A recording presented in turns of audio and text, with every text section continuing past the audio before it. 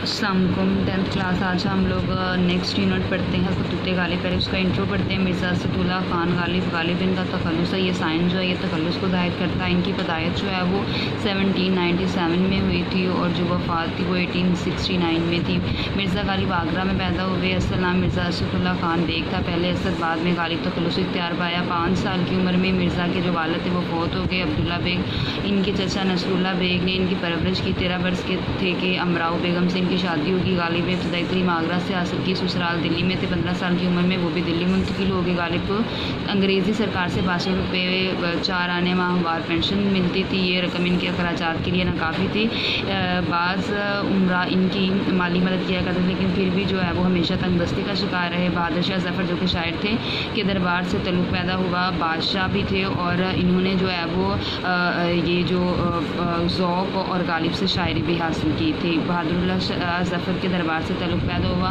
ख़ानदान मुग़लिया की तारीख़ लिखने के इवज़ 85 रुपये माहवार तनख्वाह मिलने लगी।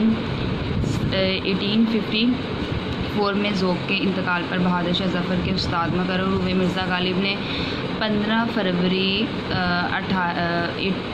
1869 को दिल्ली में वफ़ात पाई। मिर्ज़ा गालिब जो थे वो एक नाबागा रोज़गार शख्स थे। वो एक बुलंद पाया शायर थे। इनका उसलूब बयान नसर निगार जो है वो आला दर्जे का था। फ़ारसी ज़बान का भी खुदादार ज़ौक़ रखते थे। गालिब के बकौल इनका फ़ारसी कलाम उर्दू शायरी से भी ज़्यादा ऊँचे दर्जे के अगर शोहरत इन्हें अपने उर्दू दीवान से ही मिली है।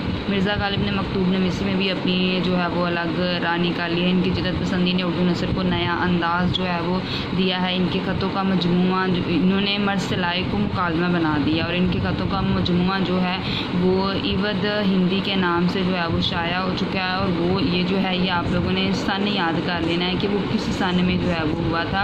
तो 1868 में शाया हुआ था। दूसरा मजमूआ जो है वो उर्दू मुअल्ला इनकी वफ़ात के महीना भर बाद में छप कर आया। ठीक है, तो ये जो इनकी बुक्स के नाम हैं, ये बुक्स के नाम आप लोगों ने अच्छे से तैयार कर लेने हैं। ये जो नीचे वाली बुक्स हैं इन नामों को आप लोगों ने याद कर लेना। उसके बाद हम लोग स्टोरी पढ़ते हैं खतूत गालिब। तो खतूत गालिब जो है ये ख़त लिखे हैं मिर्ज़ा गालिब ने अपने दोस्तों को। तो ये ख़त उन्होंने अंग्रेज़ों ने दिल्ली को फ़तह किया तो उसकी ईंट से ईंट बजा दी। और इस तबाही का असर गालिब जैसे हसास शायर पर भी हुआ। गालिब का हल्का हवा वसी था। दिल्ली की तबाही से इनकी जो मजलिस